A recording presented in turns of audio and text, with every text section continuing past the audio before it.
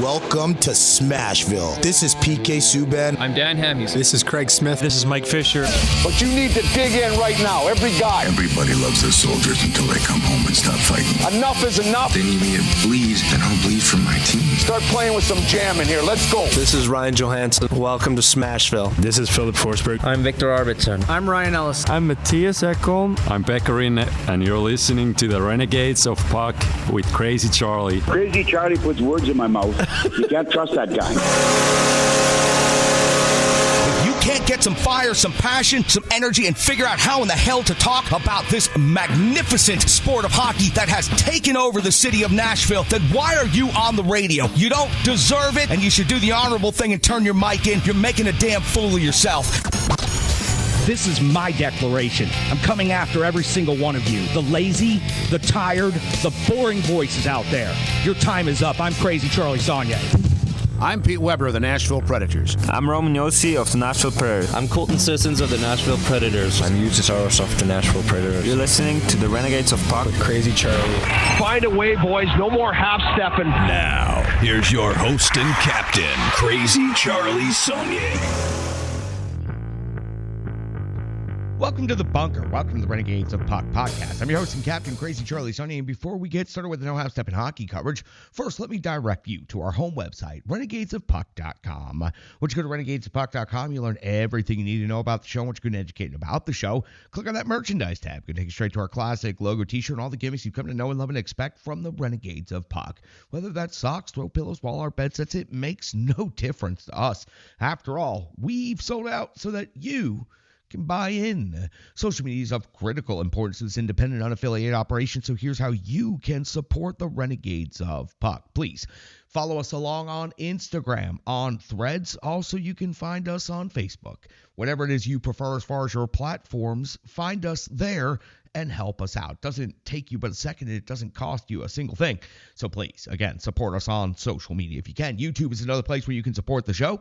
Go to YouTube and search Renegades of Puck. Subscribe to the channel, turn on those notifications, get all the latest content from the Renegades of Puck. We're always up to something over there on YouTube. So again, make sure you check out the channel. If you'd like to financially support the show, we have a virtual tip jar right over there on the corner of the desk. You can scan that QR code at any time during the episode, or you can go to Venmo and you can search Renegades of Puck.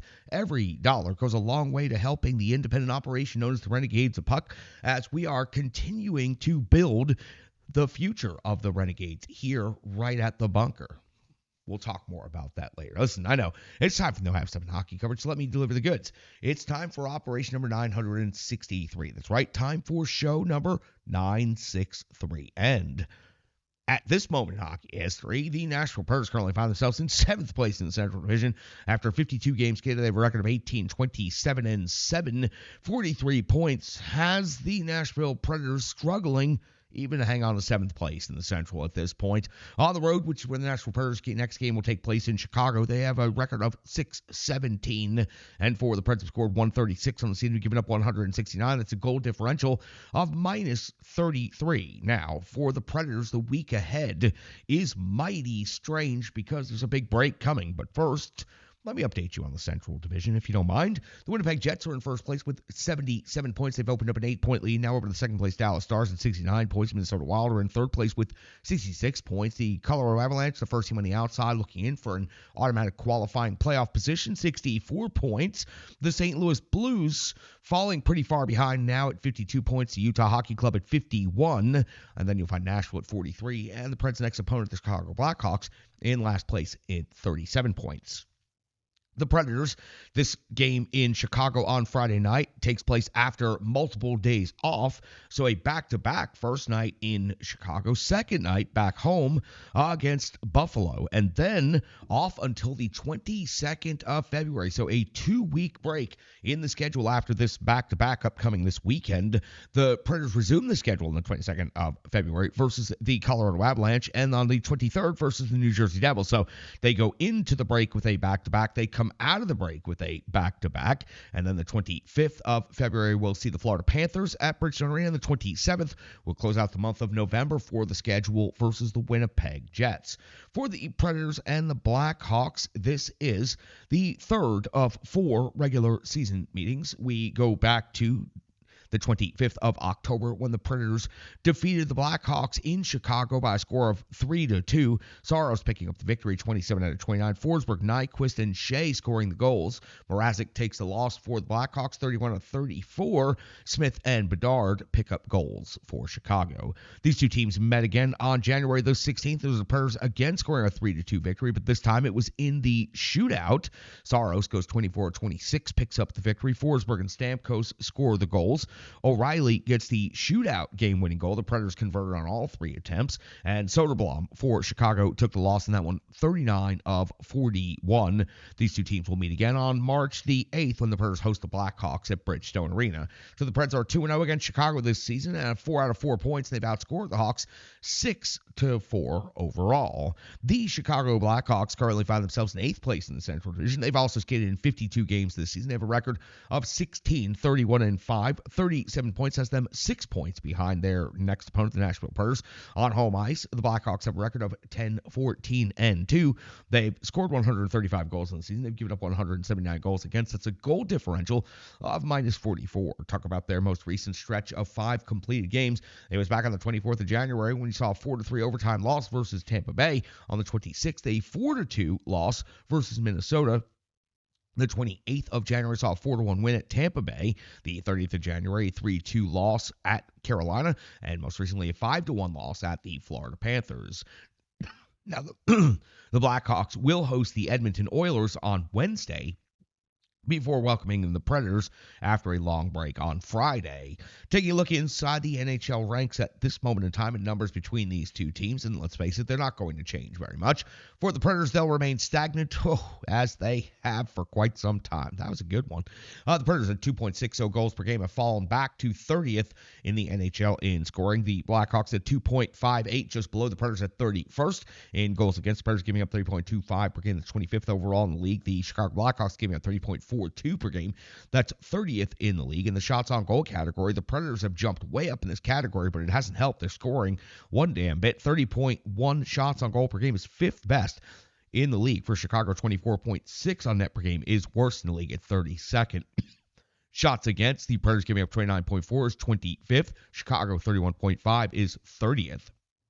When it comes to the special teams, the Chicago power play converting at 23.2% is 10th best in the NHL, 29 conversions on 125 opportunities. The Predators power plays at 21.5%. That's 17th best in the NHL, 32 conversions on 149 opportunities. Preds penalty kill is 9th best in the league with a kill rate of 82.2%. That's 28 power play goals against total in the season. The Chicago penalty kills at 81.6% kill rate, 11th best in the league, 28 power play goals on the season. When it comes to the individual stat leaders for each of these teams, let's go through the top 5 scorers for each squad. The Nashville Predators are led by Philip Forsberg with 19 goals. That paces the team. 32 assists also paces the team. 51 overall points, of course, leads the way. Marchessault's at 16 goals and 23 assists for 39 points. Yossi's at 9 goals and 27 assists for 36 points. Steven Stamkos, 17 and 16 for 33. And Ryan O'Reilly's at 14 goals, 16 assists for 30 points on the season. Overall, the Blackhawks side of the ledger, Connor Bedard at 15 goals, 30 assists for 45 points, leads the way. Teravainen, 11 and 23 for 34. Donato's got 15 goals, 15 assists for 30 total points. That's nice and even. Bertuzzi, 17 goals, 11 assists for 28 total points. Those 17 goals represent tops on the Chicago Blackhawks. And Hall is at 9 and 15 for 24. Mrazek's gotten a start against the Preds this season and suffered a loss on home ice. His stats for the season now, 9-18-2, 3.32 goals against, average 8.95 save percentage for Chicago. UC Saros in net, while he's not been great as of late on the season, is 2-0 against Chicago Blackhawks. Out of his 11 wins, 2 of them have come against Chicago. Overall record now, 11-22-6, a 2.87 goals against, average, a 9.01 save percentage with 4 shutouts on the season. That's going to do it. That's got you set for the Nashville Predators going to Chicago to take on the Blackhawks. The Preds in the middle of a 5-game losing streak, and things are not looking real good out there. There are very few opponents left in the league that are below the Preds in the standings. The Blackhawks are one of them. They've got to capitalize on this one and break the losing streak. Back with the Rebirth Sports full game recap coming up next, right here on the Renegades of Puck podcast. Hockey players are as unique as the game itself, and your uniform should be tailored to fit you. Rebirth Sports is your sports apparel tailor. From shells, bags, warm-ups, hats, hoodies, branding, and more, let Rebirth Sports be your custom hockey tailor. And don't forget to tell them they do more than just hockey. Rebirth Sports on Facebook, Twitter, and Instagram. Rebirth Sport, a match made in hockey. It's now time for the Rebirth Sports full game recap. We go all the way back to February 3rd of the year 2025 when the Nashville Predators were facing off against the Ottawa Senators. Head coach Andrew Brunette deployed his lines of defensemen the following way: Nyquist, Stamkos, and Marchessault, Forsberg, O'Reilly, Heinestroza, some different combinations right there. Novak, Svechkov, LaRue remain together. Smith, McCarron, and Sissons together again as always. Yossi and Shen, Shea and Blankenberg, Gravel, and Willsby into the lineup. Saros gets the start in net. We are 2 minutes into the first period where we find our first action. And that's UC Saros coming with a save on Perron at the 2:10 mark. Forsberg, that's Anton Forsberg, comes up with the save on Vinny Heinestroza. It's the first shot on goal of the game for the Nashville Predators. We go to the 16-13 mark now. The first, and it's Forsberg coming with the save on Marchessault, 6:42. Saros a save on Kachuk, 8:11. Saros a save on Pinto. We go already halfway through the period. We find ourselves at 10:25 of the first period, and it's Forsberg coming up with a save on Adam Willsby at the 11:36 mark of the first period. Saros coming with a save on Perron, 13:07. Saros a save on Manton Paulo, 15:28 of the first period. Our first special teams scenario of the game as Yossi's off the box, minutes for holding. It appears that Batherson scores a goal right here, but it is waved off. Then it is reviewed. Then it's challenged. Then it's confirmed. And finally, all four conclusions come to the same. No goal for Ottawa. We return to 0-0 on the scoreboard. Ottawa picks up a 2-minute penalty for the failed challenge. This negates their power play, creating a 4-on-4 for 1 minute and 1 second. Anton Forsberg comes to save on Blankenberg plus his rebound follow-up. Then the Predators head off to a power play for 59 seconds, but are unable to generate a shot on goal. At 19:58 of the first period, for some reason, Phil Forsberg, with just seconds to go in the period, turns the puck over and then takes a very bad penalty, 2 minutes for slashing. That'll bring us to the end of the first period. Shots on goal are 8 each. And we have a power play carryover for the Ottawa Senators of 1 minute and 58 seconds into the second period on the clean sheet. That's where we find UC Saros coming to save on Sanderson plus his follow-up. Then Saros another save on Gaudette. The PK for the Predators does a good job. 3 away to the second period. Now it's Saros coming to save on Shabbat. 3:59 of the second. It's Phil Forsberg, his 19th goal of the season. Heinestroza from the blue line to Yossi all the way across the zone to Adley. The half wall to Forsberg in the slot in the close range finish with some slick hands for Phil Forsberg. Gives the Preds a 1-0 lead at Bridgestone Arena. At the 4:33 mark of the second period, Saros coming with a save on Heimer, and is a large scrum after the whistle right here. These two teams are starting to get after each other. 4:34 mark of the second period, it's LaRue. This is a part of that scrum that just happened. 4 minutes total for roughing. Ostapchuk is 2 minutes, and it's a confusing call because, to be honest with you, while LaRue did deserve a minor for roughing and being involved in the scrum, he really, I don't know, and the broadcast was perplexed to try to find the evidence of the deserving of a 4 minute on this particular play. Saros comes up with a save on Stützle, and Saros comes up with a save on Pinto, and the Predators would survive this shorthanded situation. 8:17 in the second period. Now Forsberg comes with a save on Yossi at 9:07 of the second. Saros comes up with a save on Kachuk, and right even at the 10-minute mark, the even split of this entire hockey game, Gaudette gets his 16th goal of the season, beating UC Saros, tying the game up at 1 apiece. At 12:31 of the second, Forsberg comes up with a save on Adam Willsby, and at 13:04, Sanderson, his 5th, is a long shot through traffic to the top corner again, beating UC Saros. Don't know if he ever saw it through the multiple layers of traffic, and just like that, the Ottawa Senators now leading 2-1 and taking over this game very quickly. 15:33 now in the second period. Saros comes up with a save on Giroux's deflection. Big time save right here towards the end of the second. 16:25, Saros a save on Perron in a scramble. Large scrum, multiple saves having to be made right here. 19:47 of the second. Hamanek's off to the box. 2 minutes for holding. That'll give the Preds 13 seconds of power play time. Then we hit the end of the second period. The carryover of that power play is 1 minute and 47 seconds, but at the end of the second period, it's the Ottawa Senators out shooting the Nashville Predators 30-20. So the Ottawa Senators with 22 shots on goal in the second period. So after the Predators score the first goal of the game, Ottawa comes back with an onslaught of shots and 2 goals of their own. We hit the third period. Preds are on the power play, and Marchessault is putting his 16th goal into the net. His O'Reilly feed to the slot Marchessault at the finish, tying the game up at 2 apiece. 2:06 now in the third period. Svechkov off the box, 2 minutes for hooking. Saros comes up with a save on Pinto, plus the rebound follow-up. The Predators are able to survive this one, but that's a bad penalty to take right there. 5:46 now in the third period. It's Forsberg coming with a save on Blankenberg at the 6:17 mark of the third period. It's Pinto with his 11th goal of the season. Set play off the face-off win to the back post, and it's an easy conversion for the Ottawa Senators, who take a 3-2 lead in this game. 8:12 of the third period. It's Forsberg coming up with a save on Stamkos at the 12:57 mark of the third. It's LaRue off the box, 2 minutes for tripping. Perron gets his first goal of the season. He goes off of Wilsby 2 times and in after a terrible call on the shorthanded breakaway for Wilsby getting taken down. The defenseman never touched the puck. As a matter of fact, it was Perron. Wilsby goes crashing into the wall late to get back into the play, finds himself in a disadvantaged situation, and the puck goes off of him and in. Ottawa leads 4-2, 17-10 of the third. Greg, his 9th of the season, is an empty net goal. The Ottawa Senators win this game 5-2. They outshoot the Nashville Predators 39-27, and after the Nashville Predators got on the board in this one, it was the Ottawa Senators just taking over and absolutely making a mess of this game at Bridgestone Arena for the Predators. It's a tough one. The Sens are surging, and the Preds are dropping quickly towards the bottom of the NHL. That's going to do it for the Reverse Sports full game recap. The Predators on a 5-game losing streak, and unfortunately they have lost to some of the worst teams overall in the league. We'll talk more about that in the analysis portion of things. Then we got the box score and more coming up next on the Renegades of Puck podcast. Hello, hello, hello. I'm Tracy, owner-operator of Strong Style Fitness. And that's me and my training assistant, Rizzo.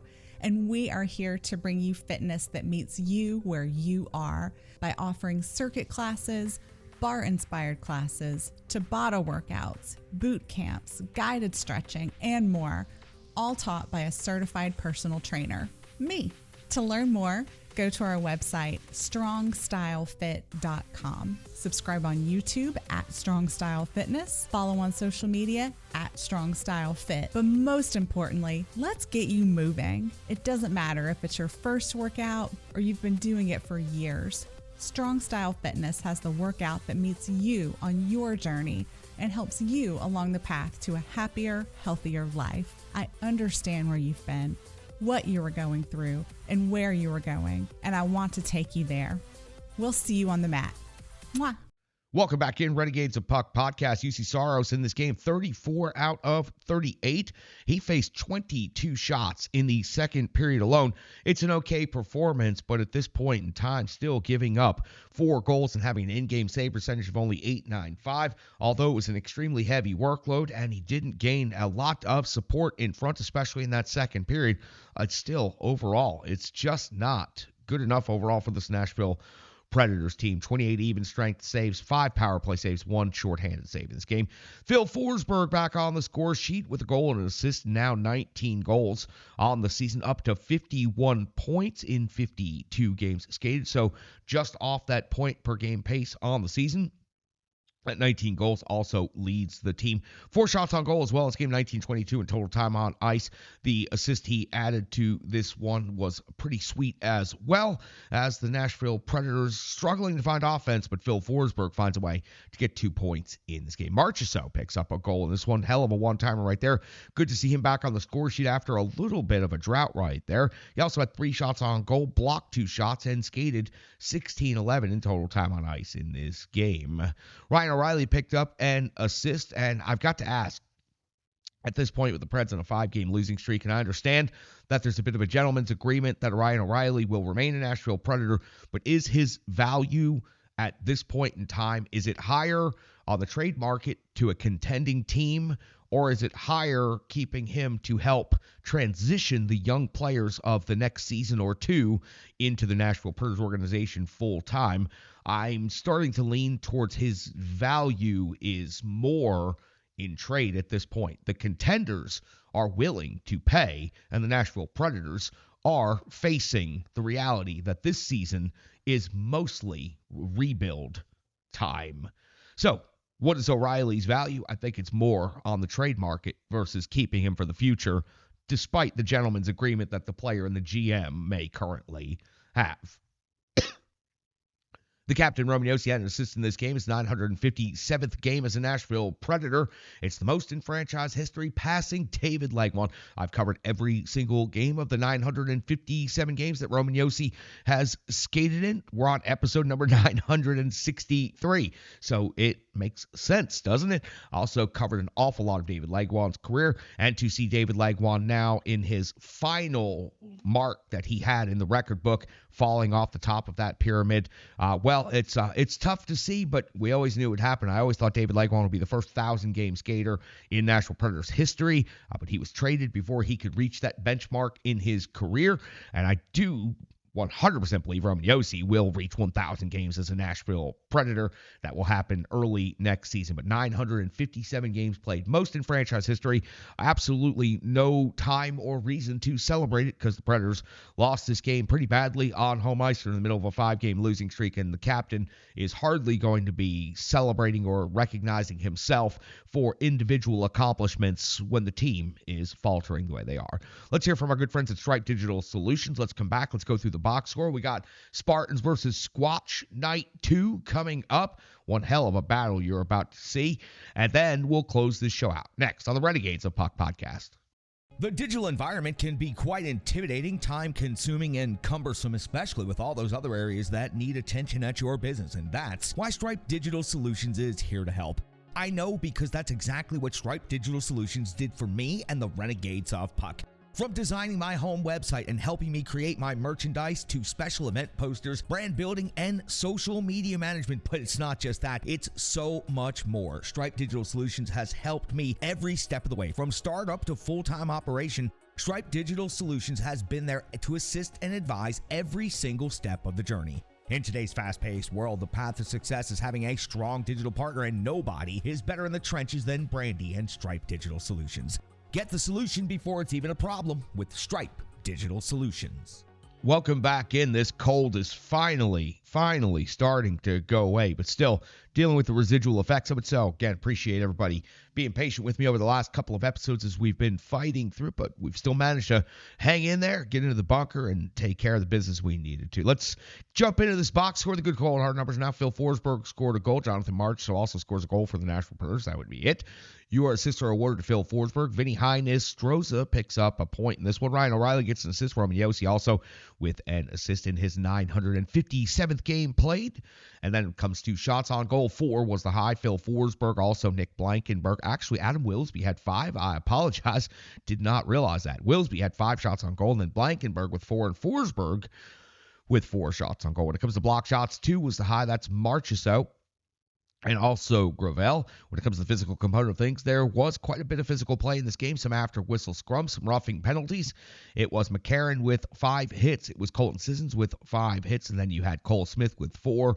Luke Shen with 4 as well. LaRue might have been able to get more than 3 if he hadn't spent 6 minutes in the box in this game. When it comes to your time on ice leaders, Philip Forsberg led the way of all forwards with 19:22 in total time on ice. 17:15 for Ryan O'Reilly. 16:11 for Jonathan Marchessault. So on the defensive side of things, it was the captain, Roman Josi, as always, leading the way. 22:59 total time on ice, 23:56 for Adam Wilsby, and that's the only defenseman over 20 minutes. The Preds power play in this game, 1 out of 2. The power play time on ice leaders, 154 for Forsberg and Marchessault, 151 for Stamkos, 158 for the captain, Roman Josi. The PK on the ice way too much in this game, had to do way too much work, but they did go 4 out of 5 your penalty kill time on ice leaders, and this is a tremendous amount of time out there shorthanded. 5:16 for Cole Smith, 4:36 for Michael McCarron, 3:57 for Colton Sissons, 5:46 for Brady Shea, 5:11 for Nick Blankenberg. That's just simply too much time shorthanded, too much time on the penalty kill. Your net minor in this game, UC Saros 34 out of 38, 4 goals against an 8.95 save percentage in game, 28 even strength saves, 5 power play saves, 1 shorthanded save. And again, okay, heavy workload, but just not good enough. Other numbers falling out of the box score. We mentioned the power play was 1 out of 2. The PK was 4 out of 5. The faceoff winning percentage has dipped the last few games. 47.3%. No good. 31 hits, 8 block shots, 4 takeaways, 12 giveaways. That's going to do it for the good, cold, hard numbers known as the box score. The next place I want to take you is back to Ford Ice Center in Clarksville. The Minnesota Squatch, one of the biggest and baddest teams in the USPHL Premier, came to Ford Ice Center in Clarksville for a 2-game series against the Red River Spartans. The first game of the series, the Squatch dominated after significant penalty time and power play goals on a major power play in the second period of Game 1. They managed to win the game by a score of 9-2.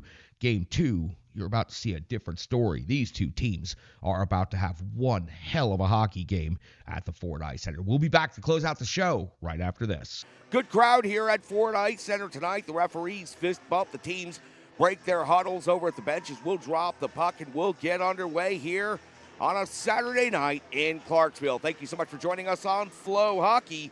We sure do appreciate your viewership. We appreciate your time. And most importantly, we appreciate each and every one of you. Referee blows the whistle, indicating we are prepared for play. C.J. Davidson flanked by Gonzalez and Hughes to start the game. Squatch come away with the opening possession. Bodine out of his own zone. He was a tower of power on the blue line last night for the Squatch. Pressured early in this game by Gonzalez. He has to double back below the goal line. Linesman got in the way of the puck right there, or else Suss might have been able to go along the wall the distance right there to get an offensive zone opportunity. Great breakup right there in the defensive end for the Red River Spartans. That's number 91, Jackson Hill, goes prone to break up the pass attempt. Kerr picks it up again along the wall, takes a big hit, maintains possession of the puck. Kerr has it again, looking for another low-high play, throws it on the net. Bonneville could not find the rebound, and it gets knocked out of the blue paint by the Spartans' defense. That's going to be a massive hit. Number 71, Evan Basic, absorbed a huge bone-crunching hit, but was able to move the puck. And the battle rages in the corner now to the half wall. C.J. Davidson sends it to Gonzalez. C.J. Davidson deposited into the home bench. He now goes off for a change. From the blue line to the half wall, down to the corner and around the zone. That's how the Minnesota Squatch go. Squatch to the crease area and a jam attempt. That one would not be allowed by Bonneville. Red River Spartans looking to break out of their own defensive end. That dump goes off of the linesman's skate. Squatch able to recover. Now they'll set up a breakout. Ellingson over the blue line looking for the shot. Bonneville turns that one aside right there. We've got a stoppage. We've got a whistle right here, and it appears they're awarding a goal to the Minnesota Squatch. Spartans couldn't keep the play in on the other side of the blue line. Squatch looking to break out. The hot gates close. The Spartans come away with the puck, and they reverse it out into the neutral zone. Down below the goal line again, sending it towards the slot area, and that shot will go. Kerr steps in and just rips that shot past Bonneville to give the Squatch a 2-0 lead here in the second period.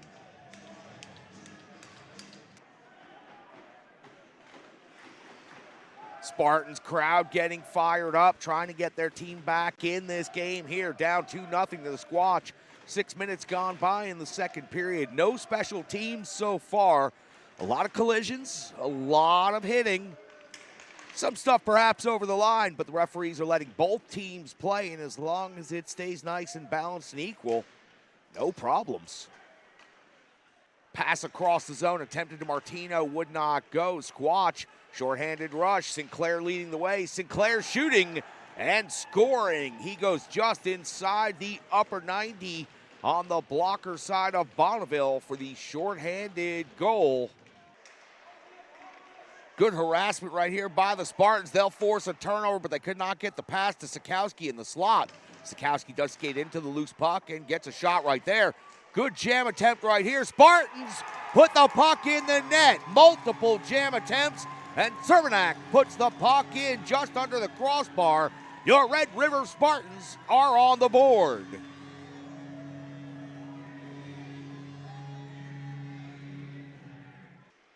Squatch looking to take that momentum back, throw the puck on net. Bonneville again has to fight that one off. He's been quite tremendous in net so far in this game, averaging nearly a save per minute. That is a heavy, heavy workload for any netminder.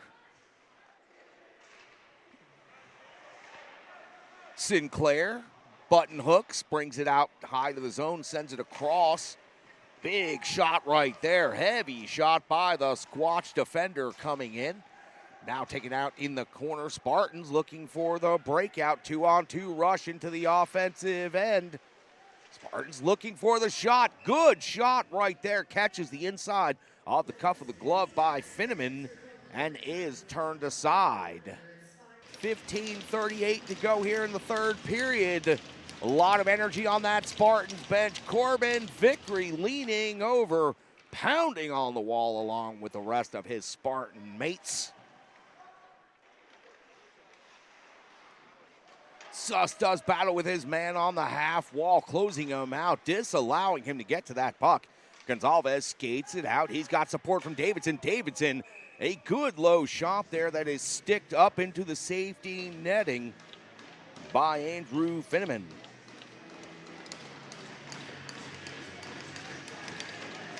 And you hear it every whistle, every single whistle tonight. The Spartans crowd and the Spartans players over on the bench trying to rally their players. Spartans with another shot on goal that's gloved down, and the energy continues. It's infectious. Hughes plays it along the wall. The Spartans trying to get there first, unable to do so, but Gonzalez going to keep it in right here at the blue line. He'll now skate into the circle along the goal line, looking for a low-high play. Sent it to the slot, and the Spartans could not get the shot to go. They had the play they were looking for right there, and the puck just seemed to stick to the ice. We return to 5-on-5 hockey as the Squatch take it off the half wall, send it over to the circle. Gonzalez blocks it. Martino, Gonzalez, Davidson off to the races. Gonzalez shoots, and Gonzalez scores! Right after the penalty kill, Gonzalez blocks the shot, takes the loose puck down the ice, and fires it in. The Red River Spartans are within one with 8:06 to go here in the third period.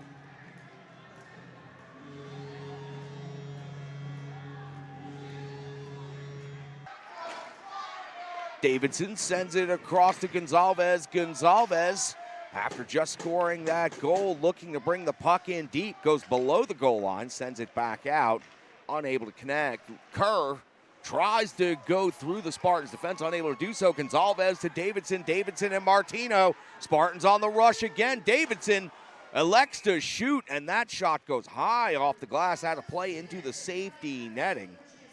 Davidson takes it away from him. Davidson looking to step around his man, puts the backhander and tucks it towards the goal line, but it would not go. Just could not get enough momentum on it to tuck it all the way around. But the captain, C.J. Davidson, making his presence known here in the third period.